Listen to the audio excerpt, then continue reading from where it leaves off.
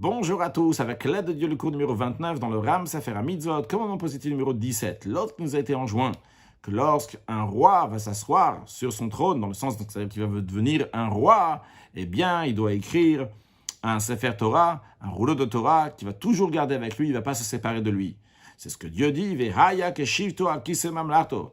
Lorsqu'il va s'installer sur son trône, Vekatav lo et mishne Torah azot, il écrira cette répétition de Torah, comme on a appris dans le cours précédent, ici dans le sens de Mishneh Torah, c'est-à-dire en plus d'un Sefer Torah, rouleau de Torah ordinaire que tous les Juifs doivent avoir, le roi doit avoir encore un deuxième Sefer Torah qui ne va jamais le quitter.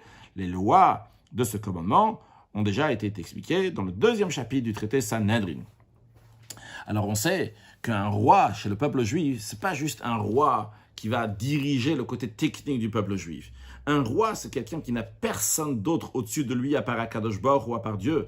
Et lorsque le juif va se soumettre au roi, eh bien par cela, il va se soumettre à Hachem. Donc, le roi lui-même, il doit avoir une crainte de Dieu qui est beaucoup plus grande.